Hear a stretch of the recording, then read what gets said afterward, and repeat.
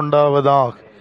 இந்த நாளில் மீண்டும் ஒரு முறை உங்களோடு சேர்ந்து தேவனை மகிமைப்படுத்தும்படியாய் அவர் சொன்ன மாதிரி விசேஷித்த அங்கே இருக்கட்டும் விசேஷித்த ஆவி உள்ளவன் விசேஷித்த ஆவினால விசேஷங்களை பேசணும், விசேஷ பாஷைகளை பேசணுங்கிறது ஒரு அற்புதமான காரியம்.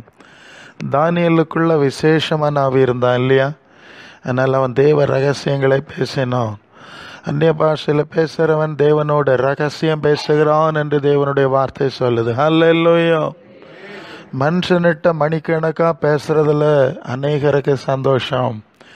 ஆனால் விசேஷித்த ஆவியை பெற்றவர்கள் தேவனோடு ரகசியமாக ரொம்ப நேரம் பேசுறதுல சந்தோஷம். ஹல்லேலூயா. நம்ம அதிகமாக அந்நிய பாஷைகளிலே பேசும்போது நம்முடைய பாஷையெல்லாம் ஸ்டாப் ஆகிடுது. இல்லைன்னா நம்முடைய சிந்தனைகள் ஏன்னா நம்ம பாஷையில் பேசினா நமக்கு என்ன தோணுதோ அதை பேசணும். அந்நிய பாஷையில் பேசினா நம்ம நினைக்கிறது மாதிரி பேசிட முடியாது இல்லையா? நான் நினைக்கிறது மாதிரிலாம் பேச முடியாது, நம்முடைய கண்ட்ரோல் போயிடும்.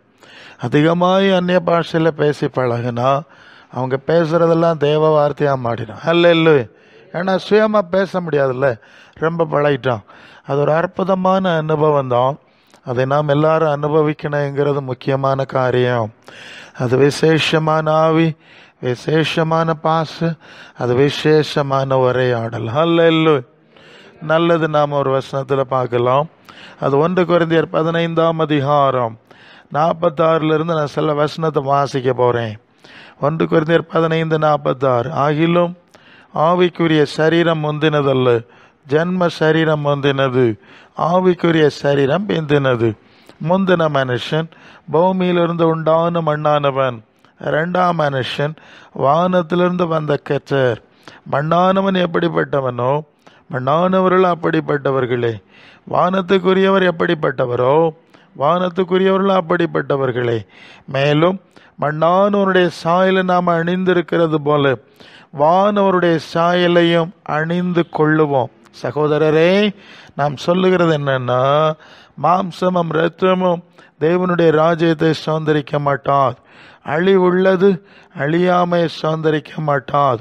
இதோ ரகசியத்தை உங்களுக்கு அறிவிக்கிறேன். நம்ம எல்லாரும் நித்திரை அடைவதில்லை, ஆனால் கடைசிய காலம் துணிக்கும் போது ஒரு நிமிஷத்தில் ஒரு இமைப்பொழுதில் நாம் எல்லாரும் மறுரூபமாக்கப்படுவோம். எக்காலந்தோனிக்கும் அப்பொழுது மரித்தோர் அழிவில்லாதவர்களாக எழுந்திருப்பார்கள், நாமும் மறுரூபமாக்கப்படுவோம். ஹல்லேலூயா. இங்க 2 சரீரத்தை குறித்து நாம் பார்க்கிறோம். ஒன்று, ஆதாமுடைய வம்சத்தில் பிறந்து ஆதாமும் ஏவாளும் பாவம் செஞ்சதுனால தேவனுடைய சாபத்தை சுதந்திரித்து கொண்ட முதலாவது சரீரம். அது ஆதியாகமம் 3ஆம் அதிகாரம் 19ஆவது வசனம் சொல்லுது, நீ மண்ணிலிருந்து எடுக்கப்பட்டாய், மண்ணுக்கு திரும்புவாய் என்ற ஒரு சாப வார்த்தை. அப்படியே இந்த சரீரம், இது எல்லாருடைய சரீரங்களும் ஆண்டவருடைய சரீரமும் மரணத்தை சந்தித்து உயிரோடு எழும்பி போயிருக்கு. இந்த மண்ணுக்கு திருப்பி ஒப்படைக்கப்பட வேண்டும் என்பது நம்ம எல்லாருக்கும் தெரிஞ்ச விஷயம். இங்கே சொல்லுது, அழிவுக்குரிய இது அழியாமல் சுதந்திரிக்க முடியும். இது ஜென்ம சரீரம்னு சொல்லியிருக்கு. இந்த சரீரத்தில் இருக்கும்போது நமக்கு நிலைமை என்ன தெரியுமா? நீங்கள் 2 கொரிந்தியர் 5ஆம் அதிகாரத்தில் நீங்கள் வந்தீங்கன்னா அங்கே நாம் படிக்கிறோம், இந்த 7ஆம் வசனத்தில் இந்த தேகத்தில் குடியிருக்கையில், அதுக்கு முன்னால் ஒரு வசனத்தை பார்க்கணும். 2ஆம் வசனத்தில், ஏனெனில் இந்த கூடாரத்தில் நாம் தவிக்கிறோம். என்ன செய்கிறோமா? நாம் தவிக்கிறோம் இல்லையா? நாம் தவித்து கொண்டிருக்கிறோம். அப்புறம் சொல்கிறார், நம்முடைய பரம வாசஸ்தலத்தை தரித்து கொள்ள வாஞ்சையாக இருக்கிறோம். அது அடுத்தது பார்க்கலாம். இங்கே நாம் தவிக்கிறோம். 4ஆம் வசனத்தில், இந்த கூடாரத்தில் இருக்கிற நாம் அகெயின் பாரம் சுமந்து தவிக்கிறோம், பாரம் சுமந்து தவிக்கிறோம். இப்போதான் நீங்கள் 7ஆம் வசனத்தில் இந்த தேகத்தில் குடியிருக்கையில் நம்ம கர்த்தரிடத்தில் குடியிராதவர்களாக இருக்கிறோன்னு என்றாலும் தைரியமாக இருக்கிறோம். என்ன தைரியம் தெரியுமா?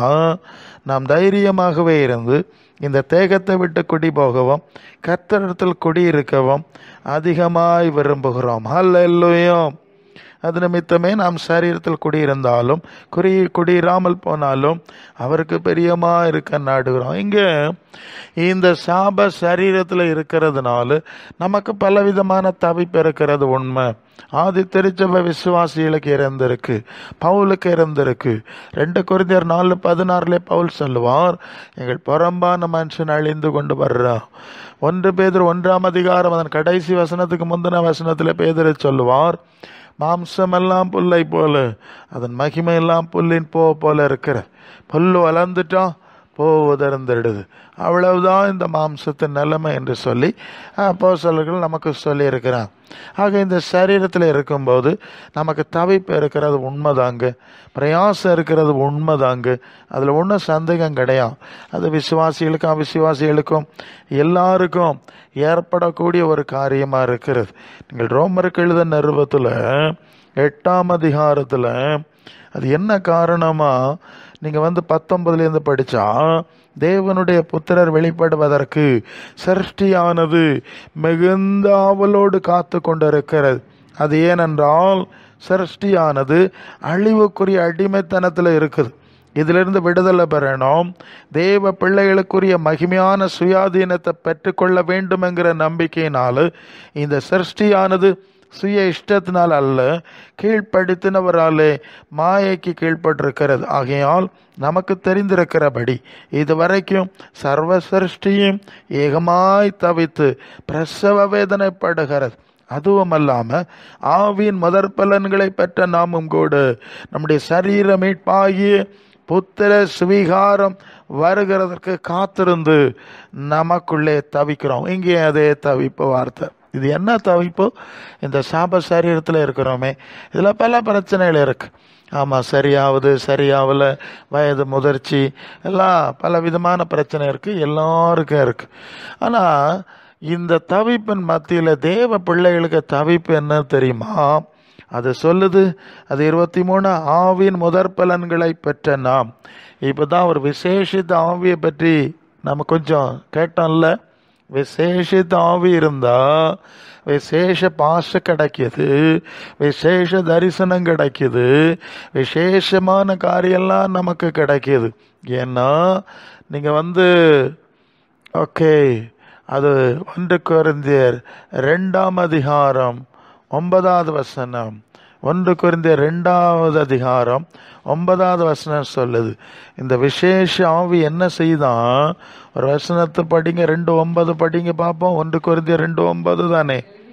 எழுதியிருக்கிறபடி தேவன் தம்மில் அன்பு கூறுகிறவர்களுக்கு ஆயத்தம் பண்ணினது கண்ணில் காணல, காதல கேட்கல, மனுஷருடைய இருதயத்திலே தோணல். அடுத்த வசனம் படிச்சிருங்க.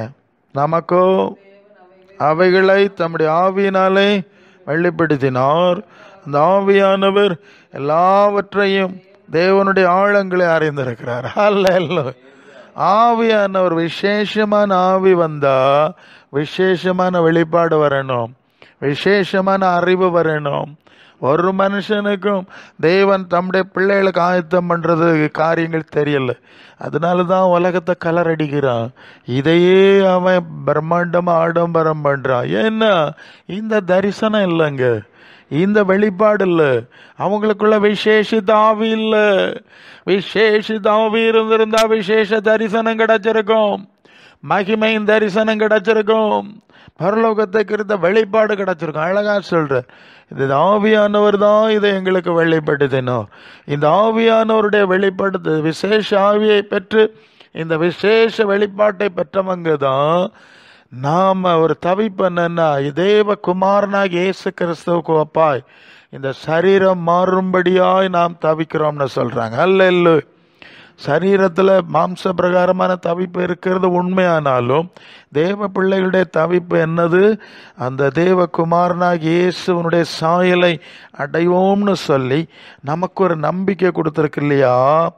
அந்த நம்பிக்கைக்காக அதான் ரோமர் 8:23, அது ஆவின் முதற் பலன்களை நாமும் கூட நம்முடைய சரீரத்துக்கு ஒரு மீட்பு இருக்கிறது.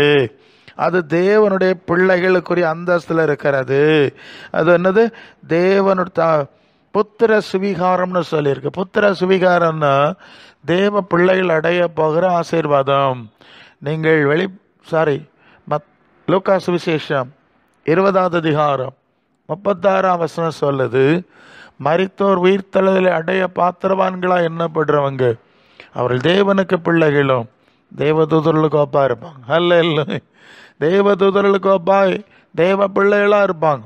அப்படி ஒரு சுதந்திரம், தேவ பிள்ளைகளுக்கு ஒரு சுதந்திரம், ஒரு சொத்து உரிமை வச்சிருக்குங்கிற அறிவு விசுவாசிகளுக்கு இருந்தபடினால்தான் அந்த மகிமையின் சரீரத்தை அடையும்படியாய் அவர்கள் தவித்தார்களா. நம்ம தவிக்கிறோம், எப்போ அந்த மகிமைக்கு போகலாம் என்று சொல்லி நாங்கள் தவிக்கிறோம் என்று சொல்லி அவங்க குறிப்பிடுறாங்க. இப்போ நாம் 1 கொரிந்தியர் 15ஆம் அதிகாரத்தில் இந்த காரியத்தை தான் நம்ம விளக்கமாக பார்க்குறோம். என்ன பார்க்குறோம்?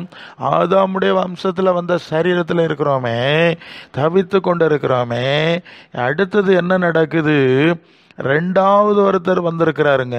47 வானத்திலிருந்து வந்த இயேசு. ஹல்லேலூயா. ஆண்டவர் சொல்வார், நீங்கள்லாம் தாழ்வில் இருந்து உண்டானவர்கள், நான் உயர்வில் இருந்து உண்டானவன். ஹல்லேலூயா. என்னுடைய ராஜ்யம் இந்த உலகத்துக்குரியது கிடையாதுன்னு பிலாத்துட்ட சொல்லிட்டார்.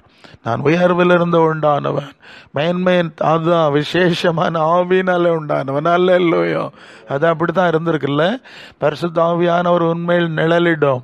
உனக்கு பறக்கிறது பரிசுத்தமுள்ள தேவகுமாரன் என எண்ணப்படும். ஒரு விசேஷமான ஆவிதான். அவர் விசேஷமானவராய் உருவாக்கப்பட்டிருக்கிறார். அந்த விசேஷமானவரை பூமியில் அனுப்பிட்டு 48 சொல்றார், மண்ணானவன் எப்படிப்பட்டவனோ மண்ணானவர்கள் அப்படிதான் சிந்திக்கிறாங்க. இந்த வானத்திலிருந்து வந்த ஆண்டவர், வானத்துக்குரியவர் எப்படி இருந்தாரோ வானத்துக்குரியவர்களாம் அப்படி இருக்கிறாங்க. இப்போ 2 டைப் ஆஃப் மக்கள் இருக்கிறாங்கல்ல. மண்ணானவனுடைய சாயல் அவங்களுக்கு மேலே அவங்களுக்கு தெரியல, ஏன்னா விசேஷ ஆவி இல்லாததுனால அவங்களுக்கு அந்த வெளிப்பாடு இல்லை. அவங்க மண்ணானவனுடைய அதிலேயே கவலைப்பட்டு அதையே பெயிண்ட் அடித்து அதிலேயே மூழ்கி அதிலேயே கவனத்தை செலுத்தி எப்போ இந்த சரீரம் மாறும், எப்போ இந்த சோக்கேடு தீரும், நான் இந்த சரீரத்தில் சோக்கேடு இல்லாமல் இருக்க முடியாதா என்று ஆசைப்படுறாங்க. யாருக்குமே நான் அப்படி நடக்கிறது கிடையாது. ஆனால் தேவ பிள்ளைகள் என்ன நினைக்கிறாங்க? உலகத்தில் இருக்கும்போதே வானத்துக்குரிய ஆண்டவரை போல மாறணும். அல்லேலூயா. அவங்க சிந்தையெல்லாம் நீங்கள் பிலிப்பியர் 2:5 படித்தா, கிறிஸ்து இயேசுடைய சிந்தையை உங்களிலும் இருக்க கடவுதுன்னு சொல்லியிருக்கு இல்லையா? கிறிஸ்து இயேசுடைய சிந்தை இருந்தால் அந்த வானத்துக்குரிய சிந்தை நமக்கு வந்துடும், பரலோக சிந்தை வந்துடும். விசேஷ ஆவி வந்தால் சிந்தையும் விசேஷமாக மாறணும். இல்லை, என்ன சொல்றீங்க? அல்லேலூயா. விசேஷ ஆவி வந்தா அவன் சிந்தனையும் விசேஷமா, அவன் பேச்சு விசேஷம்தான், எல்லாமே விசேஷமா இருக்குப்பா. பவுலை பார்த்து சொன்னாங்களா, என்னப்பா நூதனமான காரியங்களை எங்கள் காதுகள் கேட்க சொல்ற, நூதனமா இருக்கு அப்படின்னு அவன் பிரசங்கத்தை கேட்டவங்கலாம் சொன்னாங்களாம் ஒரு சந்தர்ப்பம். ஆமாங்க, பவுலுக்குள்ள விசேஷ ஆவி இருந்தது. அவன் வழிபட்டதை சொன்னா மற்றவங்களுக்கு புதுமையாக தான் இருக்கு. அல்லேலூயா. சரி, அப்ப இயேசு வானத்திலிருந்து வந்த கர்த்தர், அவருக்கேற்ற சிந்தை நமக்குள்ள இருக்கணும். நல்லா கவனிங்க. இயேசுவ சும்மா பேய வரட்டணும், நோயை சுகமாக்கணும், பிரச்சனையை தீர்க்கணும், அப்புறம் ஒரு நாள் இவங்க சாவணும், அப்புறம் அடக்காராதனை நடத்தணும், மலர் வளையம் வைக்கணும், தோத்திர கூட்டம் நடத்தணும். இதுக்கு தான் இயேசுனார் வந்தாராமா? அல்லேலூயா. இப்படிதான் ஜனங்கள் நிற்கிறாங்க, லிமிட்டட். அவங்களுக்கு எல்லாம் இதில் தான் சுற்றிட்டே இருக்கிறாங்க, இதுக்கு அந்த பக்கம் வரமாட்டேங்கிறாங்க. அவர் சொல்கிறார், தேவனுக்கு பிள்ளைகளாக இருக்க வாங்கப்பான்னு கூப்பிட்டா, இல்லை நாங்கள் ஆதாமின் பிள்ளைகளாக தான் இருப்போங்கிறாங்க. அப்படி நாம் இருக்க முடியும்? இயேசுவ நாமத்தை உச்சரிக்கவங்க இருக்க முடியாது. அல்லேலூயா. அதான் முக்கியமான காரியம். மற்றவன் எப்படியும் இருந்துட போகிறான். உலக வழக்கத்தில் ஓய்வு நாள்னு சொன்னால் யூத மரபுப்படி சனிக்கிழமை தான் அவர் 6 நாள் எல்லாம் படைச்சார். 7ஆம் நாள் ஓஞ்சிருந்தார், அதனால அதை பரிசுத்தமாக்கினார். அந்த நாளில் ஓஞ்சிருக்கணுங்கிறது கட்டளை தான். ஆனால் ஆதி திருச்சபையார் என்ன பண்ணாங்க தெரியுமா? ஏசுநாதர் வாரத்தின் 1வது நாள் விடிகாலையிலே உயிரோடு எழும்பினார். அல்லேலூயா. அதனால அந்த நாள், அந்த வாரத்தின் 1வது நாள் கர்த்தருடைய நாள்னு வச்சுட்டாங்க. இயேசுவின் நாள்னு வச்சுட்டாங்க. அல்லேலூயா. அந்த நாளை அவங்க ஆண்டவருக்காக பயன்படுத்தினாங்க. அதனால தான் யோவான் சொல்வான், நான் கர்த்தருடைய நாளிலே விசேஷ ஆவிக்குள்ளானேன். அல்லேலூயா. ஓகே, ஏன் தெரியுமா? ஒரு ஞாயிற்றுக்கிழமை விடிகாலம் வரும்போது நமக்கு ஒரு உணர்வு உண்டாகுது. இதே மாதிரி சுமார் 2000 ஆண்டுகளுக்கு முன்பு இயேசு இது மாதிரி ஒரு விடிகாலை வாரத்தின் முதலாவது நாளில் தான் அவர் உயிரோட எழும்பினார். அல்ல, அவர் உயிரோட எழும்பினார். அவர் என்னை உயிரோட எழுப்புவார். அது 1 கொரிந்தியர் 15ஆம் அதிகாரம் அது 19 படித்தா, இம்மைக்காக மாத்திரம் நாம் கிறிஸ்துவின் மேல் நம்பிக்கை உள்ளவராயிருந்தா எல்லாரும் பார்த்துரும் மடையர்களாக இருப்போம். ஏன்? அவர் தான் உயிர்த்தெழுதேன்னு காட்டி தந்திருக்கிறார். அது உயிர்த்தெழுதல் அடையணும்னு சொல்லி தந்தா இதெல்லாம் எங்களுக்கு வேண்டாம். இந்த சரீரத்தில் அப்படி இப்படி இருந்தால் போதும்னு நினைக்கிறோம். மடையனாக தானே இருக்கணும். மற்றவன் தெரியாமல் இருந்துட்டு போகிறான், நம்ம தெரிஞ்சு இருந்துட்டு போகிறோம். இப்போ என்ன சொல்லுது? கிறிஸ்துவோ மரித்தோரிலிருந்து எழுந்து நெத்திரை அடைந்தவர்களில் முதற் பலனானார். 23ஆம் வசனம் சொல்லுது, அவனவன் தன் தன் வரிசையிலே உயிர்ப்பிக்கப்படுவான். முதற் பலனானவர் கிறிஸ்து, பின்பு அவர் வருகையில் அவருடையவர்கள் உயிர்ப்பிக்கப்படுவார். அல்லல்லோ. இதுதாங்க கிறிஸ்தவ சுவிசேஷத்தின் அடிப்படை விசுவாசம். இந்த விசுவாசம் இல்லாதவன் விசுவாசி கிடையாது. அவனை இயேசுவின் பிள்ளைன்னு சொல்லப்படாது, அவனை சீஷன்னு சொல்லப்படாது. என்னங்க, இயேசுவின் சீசன்லாம் சொல்லப்படாது. நான் இயேசுவின் சீசன்னா இந்த உயிர்த்தெழுதலில் நம்பிக்கை உள்ளவனாக இருக்கணும், அதை வாஞ்சிக்கிறவனாக இருக்கணும், ஆசைப்படுறவனாக இருக்கணும். அது ரோமர் 8:9 சொல்லுது, கிறிஸ்துவின் ஆவி இல்லாதவன் அவருடையவன் அல்லன்னு சொல்லியிருக்கு. அப்போ கிறிஸ்துவுக்குள்ளே இருந்த விசேஷமான ஆவி இல்லாதவன் இயேசுவின் சீசன் கிடையாதுங்க. சரிதானுங்களா? அப்படிதான் சொல்லணும். சீஷர்னு பல காரியம் சொல்வாங்க. நான் சொல்லுவேன், கிறிஸ்துவுக்குள்ள இருந்த ஆவி இல்லாதவன் இயேசுவன் சீசனா இருக்க முடியாது. அப்படித்தானே அந்த வசனம் சொல்லுது. கிறிஸ்துவின் ஆவி இல்லாதவன் அவருடையவன் அல்ல. அப்ப கிறிஸ்துவின் ஆவி இருந்தா கிறிஸ்துவின் சிந்தை வந்திருக்கணுமே. இந்த மரித்தோரின் உயிர்த்தெழுதலின் அனுபவத்துல ஆசை உண்டாயிருக்கணுமே. ஹல்லேலூயா. சரி, இப்போ 49 வருவோம். 1 கொரிந்தியர் 15:49. மண்ணான ரொம்ப நம்ம விளங்குற மாதிரி சொல்ற, மண்ணானவனுடைய சாயலை அணிஞ்சு இப்படியே சட்டையெல்லாம் போட்டுட்டு இப்படி உட்கார்ந்துருக்கிறல்ல, இது போல வானவராகிய இயேசுவின் சாயலையும் நாம் அணிந்து கொள்ளுவோம். அல்லேலூயா. அணிந்து கொள்ள வேண்டும். இயேசுவின் சாயலை அணிந்து கொள்ள வேண்டும். இது இனி அடையிறத சொல்லுது. நீங்கள் 1 யோவான் 3:2, அவர் இருக்கிற வண்ணமா அவர் தரிசிப்பதுனாலே அவருக்கு ஒப்பா இருக்கணும். பிலிப்பியர் 3:21, அவர் தம்முடைய வல்லமைனா என்ன தெரியுமா? அந்த வல்லமைனால, அந்த வார்த்தை தமிழ் அப்படி போட்டிருக்காங்க, தம்முடைய வல்லமையான செயலின்படியே நம்முடைய அற்பமான சரீரத்தை மகிமையான சரீரத்துக்கு ஒப்பாய் மறுரூபப்படுத்துவார்னு சொல்லியிருக்கு. அந்த வல்லமை என்ன தெரியுமா? பரிசுத்த ஆவியின் வல்லமை. ஹல்லேலூயா. பரிசுத்தம் தான் விசேஷமான ஆவின்னு பார்த்தோம்ல. அந்த விசேஷமான ஆவி நமக்குள்ளே வரும்போது என்னெல்லாம் காரியம் செய்து பாருங்க. ஹல்லேலூயா.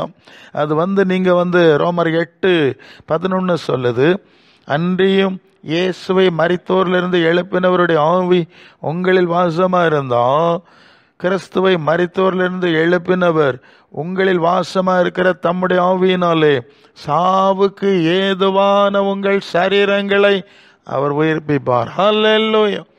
இயேசுவை பரிசுத்த ஆவியான ஒரு உயிரோடு எழுப்பினார்னு சொல்லிட்டு அதே ஆவி உங்களுக்குள்ள இருந்தா உங்கள் சரீரங்களை அவர் உயிர்ப்பிக்கணும்.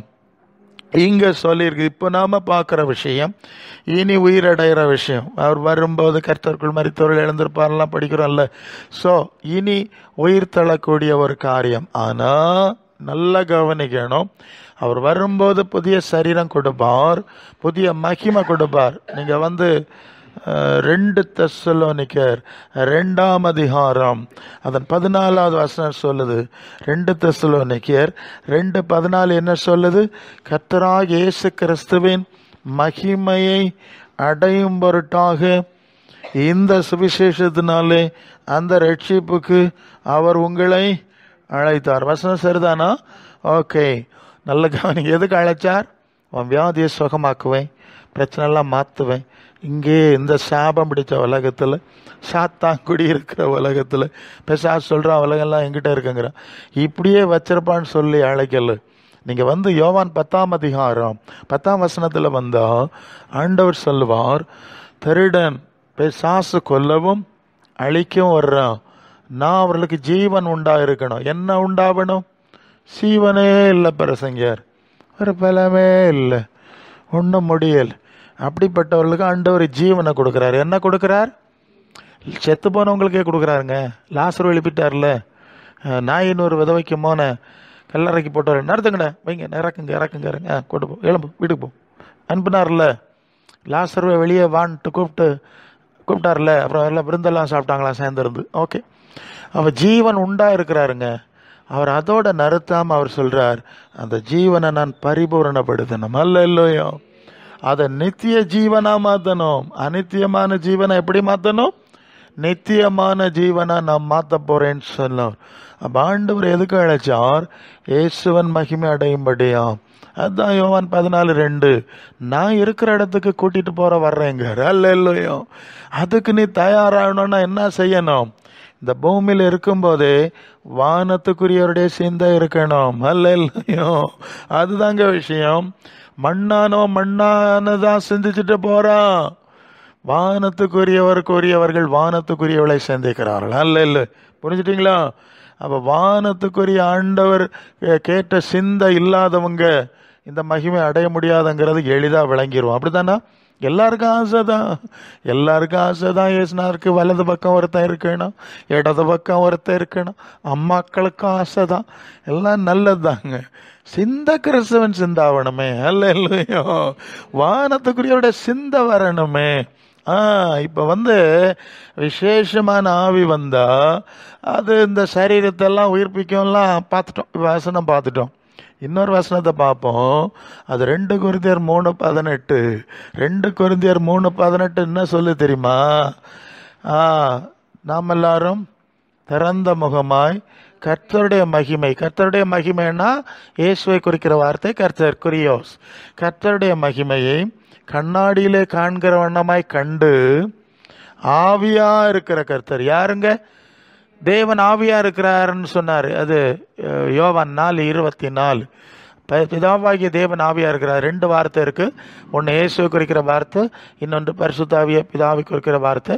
அது மொழிபெயர்ப்பில் இப்படி போட்டிருக்கிறாங்க. சரி, இந்த ஆவியா இருக்கிற கர்த்தர் என்ன செய்யறாரா? ஆவியா இருக்கிற கர்த்தரால் அந்த சாயலாகத்தானே. எந்த சாயல்? இயேசுவன் சாயல். அல்ல, கர்த்தருடைய சாயல். வானவருக்குரிய சாயலை அடையணும்னு சொல்லியிருக்குல்ல. வானத்துக்குரியவருடைய சாயலை நாம அடையணும். அது இனி அடையணுங்கிறது ஒரு விஷயம்தான். இப்போ அடைந்து கொண்டு இருக்க வேண்டும்ங்கிறது இன்னொரு விஷயம். அல்ல இல்லையா? அது ப்ரெசன்ட் பர்ஃபெக்ட் கண்டினியூஸ் டென்ஸ்ல இருக்கு சில டிரான்ஸ்லேஷன்ல. சரியா? இப்போமே அந்த சாயலாகத்தானே மகிமையின் மேல் மகிமை அடைந்து படுகிறோம் தானே. படுவோம் இல்ல, படுகிறோம். ஓகே, இதுதான் 2 கொரிந்தியர் 4:16 பவுல் சொன்னார், உள்ளான மனுஷன் நாளுக்கு நாள் புதிது ஆக்கப்படுகிறது. சரிதானே? அதான் ப்ரெசன்ட் பர்ஃபெக்ட் தான். ஓகே, ஆமா. அது எபேசியர் 3:16. நீங்கள் அவருடைய விசேஷித்த ஆவினால என்ன செய்யணுமா? உள்ளான மனுஷனில் வல்லமையாய் பலப்படணும். விசேஷ ஆவிக்கு என்னெல்லாம் விசேஷம் இருக்குன்னு பாத்தீங்களா? அது வர அந்நிய பாஷை மட்டும் பேசல, அதையும் சொல்லிடணும். ஏன்னா அந்நிய பாஷை ஒளிந்து போன்னு சொல்லியிருக்கு, உண்மை. ஆனா அது ஒளிஞ்சிரும். அது ஒளியறதுக்கு முன்ன ஒரு ஒளியாத மகிமையை ஏற்படுத்தி விட்டு போகிறது. ஹல்லேலூயா. ஓகே, இந்த ஒளிந்து போறது அப்படிதான் சொல்லுவாங்க. அந்நிய பாஷை ஒளிஞ்சிரும்னு சொல்லிடுவாங்க ஷார்ட்டா. ஓகே சார், ஒளிஞ்சிடும். அது ஒளியறதுக்கு முன்ன ஆத்மாவை ஒரு ஒளி மயமான ஒளியாத மகிமையா மாத்திட்டு போகுது. தெரியுமா? இந்த வசனம் சொல்லுதில்ல, அந்த ஆவியா இருக்கிற கர்த்தரால் அந்த சாயலாகத்தானே நாம மாற்றப்படுறோம். விசேஷித்த ஆவி இப்பவுமே அதை செய்யணும். நமக்குள்ள அதை நடக்கணும். மனசுல சிந்தை இருக்கணும். மத்தேயு 6:20-21. பரலோகத்துல பொக்கிஷம் வை, உன் மனசு எங்க இருக்கும், உன் பொக்கிஷம் அங்க இருக்கும், உங்க மனசு அங்கதான்.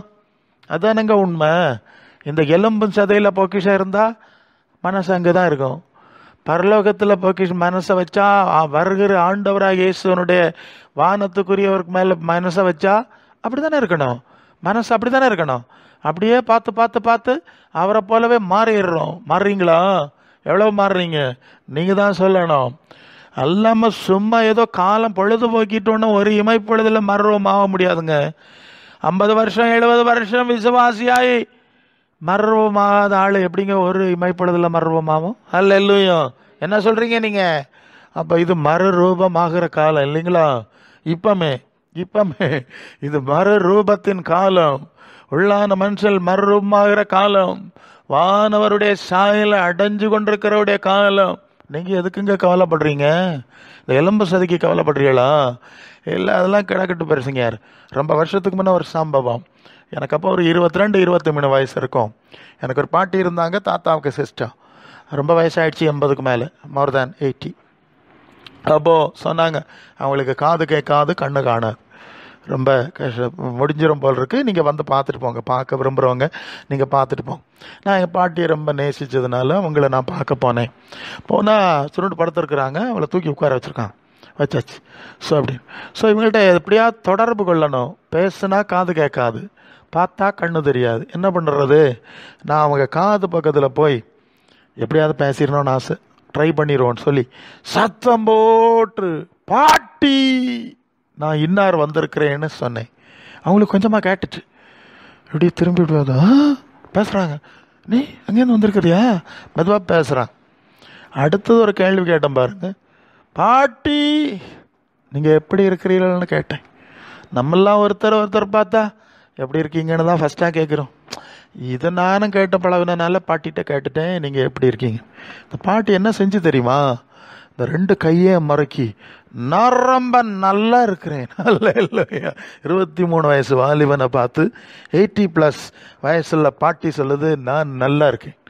இப்போ எல்லாம் ரட்சிக்கப்பட்ட பாட்டி, அந்நிய பாஷ பாட்டி, பாச சொன்ன மாதிரி எல்லாம் இருக்கு. எப்படி இருக்கீங்கன்னா, இருக்கும் பிரசங்கியாரே. அல்லேலூயா. விசேஷ ஆவியா? இது விசேஷ ஆவிக்கு லட்சணமா? நீங்க என்ன சொல்ல போறீங்க? அல்லேலூயா.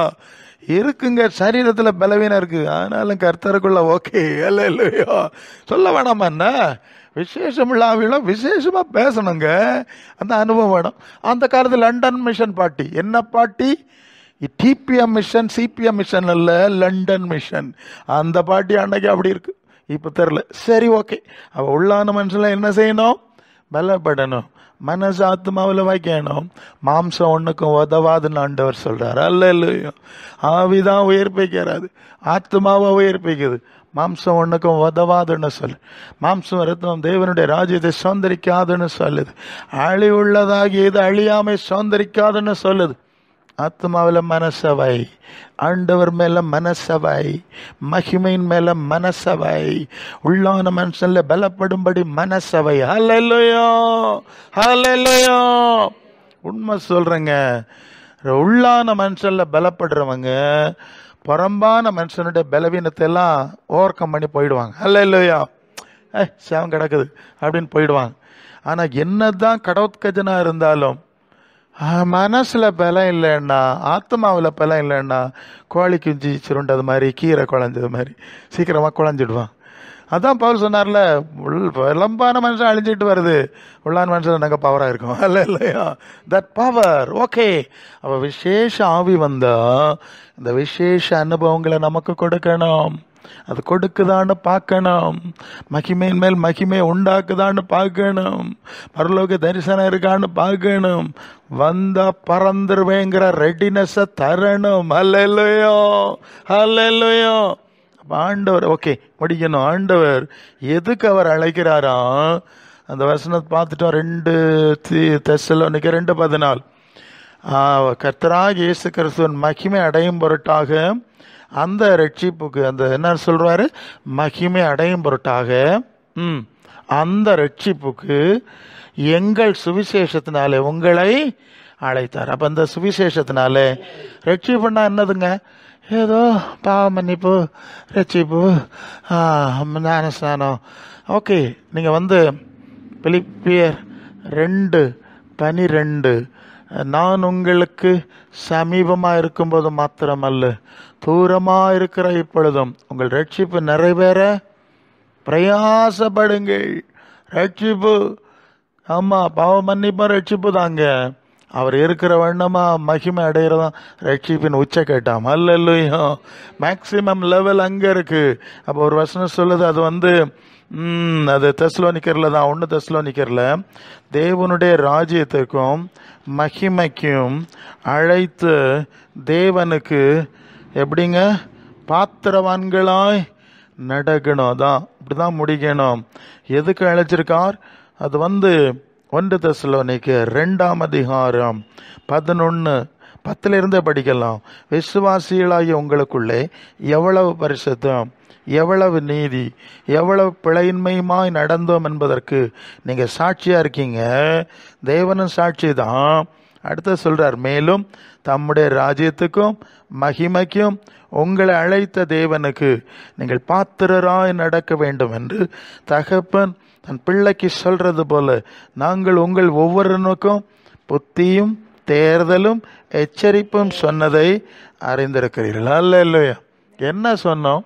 நாம் அந்த அழைப்புக்கு பாத்திரவானா நடக்கணும்.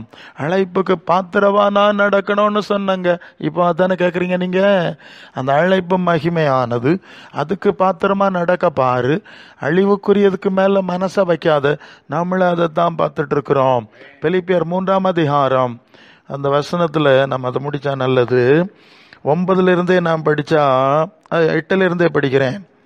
ஓகே 7 படிக்கலாம். ஆகிலும் எனக்கு லாபமாக இருந்தவைகளை எவைகளோ அவைகளை கிறிஸ்துவுக்காய் நஷ்டமென்று எண்ணினேன். அது மாத்திரமல்ல, என் கர்த்தராகிய இயேசு கிறிஸ்துவை அறிகிற அறிவின் மேன்மைக்கு எல்லாவற்றையும் நஷ்டம் என்று எண்ணிக்கொண்டிருக்கிறேன். நான் கிறிஸ்துவை ஆதாயப்படுத்திக் கொள்ளும்படி நியாயப்பிரமாணத்தினால் வர்ற நீதியை உடையாம கிறிஸ்துவை பற்றிய விசுவாசத்தினால் வருகிறதும், விசுவாசம் மூலமாய் தேவனால் உண்டாயிருக்கிற நீதியை உடையவனாயிருந்து கிறிஸ்துவுக்குள் இருக்கிறவர் என்று காணப்படும்படி இப்படி நான் அவரையும் அவருடைய உயிர்த்தெழுதலின் வல்லமையும் அவருடைய பாடுகளின் ஐக்கியத்தையும் அறிகிறதற்கும் அவருடைய மரணத்துக்கு ஒப்பான மரணத்துக்குள்ளாகி எப்படி ஆயினும் நான் மரித்தோரிலிருந்து உயிரோடு எழுந்திருப்பதற்கு தகுதி அடையும்படி பாத்திரவான்களாகும்படி அவருக்காக எல்லாவற்றையும் நஷ்டமென்று விட்டேன், குப்பையுமா எண்ணுகிறேன். நான் அடைந்தாயிற்று அல்லது முற்றிலும் தேறினவனானேன் என்று எண்ணாமல் கிறிஸ்து இயேசுவினால் நான் எதுக்கு படிக்கப்பட்டேன்? அந்த வார்த்தையை பார். நான் எதுக்கு படிக்கப்பட்டேன்? அந்த மகிமை அடையும்படி பிடிக்கப்பட்டேன். அதை பிடித்து கொள்ளும்படி ஆசையாய் தொடர்கிறேன். சகோதரரே, அதை பிடித்து கொண்டேன்னு நான் நினைக்கல. ஒன்று செய்கிறேன். சரி, கடந்த காலம் போட்டு, பின்னானவைகள் போட்டு, கடந்து போன காலங்கள் போட்டு, இனி முன்னால் இருக்கக்கூடிய காலங்களை, நாட்களை, சூழ்நிலைகளை நான் பயன்படுத்தி கொள்ள முன்னானவைகளை நாடி கிறிஸ்து இயேசுவுக்குள் தேவன் அழைத்து பரம அழைப்பின் பந்தய பொருளுக்காய் இலக்கை நோக்கி தொடருகிறேன். நம்ம தேறினவர்களே யாவரும் இந்த சிந்தையாத்தான் இருக்கணும். அல்லேலூயா. ஓகே, குறை இருக்கலாம், குறைகள் இருக்கலாம். அந்த குறைவெல்லாம் நீங்கள் பிலிப்பியர் அந்த கடைசி வசனம் பிலிப்பியர் 4:19 என் தேவன் தம்முடைய ஐஸ்வர்யத்தின்படி உங்கள் குறைவுகளை எல்லாம் கிறிஸ்து இயேசுவுக்குள் மகிமையிலே பரலோகத்திலே நித்தியத்திலே நித்தியமாய் நிறைவேற்றுவார். அல்லேலூயா, அல்லேலூயா. பின்ன ஒரு தேவர் வசனம், அது ரோமர் 2:7 சோர்ந்து போகாமல் நற்கிரியைகளை செய்து மகிமையும் கனத்தையும் அழியாமையும் தேடுகிறவர்களுக்கு அவர் நித்திய ஜீவன் அளிப்பார். அல்லேலூயா. அழிவுக்குரியவளை தேடுறவர்கள் மாம்சத்தினால அழிவை அடைவாங்க. ஆத்மாவுக்கு ஆவிக்கென்று விதைக்கிறவன் நித்திய ஜீவன் அடைவான்னு சொல்லி இருக்கு. நீங்கள் அழிவுக்குரியவளுக்காய் விதைக்க போறீங்களா, அழியாமைக்காய் விதைக்க போறீங்களான்னு சரியா தீர்மானம் எடுக்கணும். ஆண்டவரால் எதற்கு அழைக்கப்பட்டங்கிறதுல தெளிவா இருக்கணும். அழிவுக்கு மாம்சம் இரத்தத்துக்காக நீங்க ஓடாம கிறிஸ்துவன் மகிமை அடையும்படி ஓடும்படி இந்த நாளில் ஒரு நல்ல தீர்மானம் எடுப்பீர்களானா நீங்கள் பாக்கியவான்களா இருப்பீர்கள். கர்த்தர் உங்களை ஆசீர்வதிப்பாராக. ஆமென்.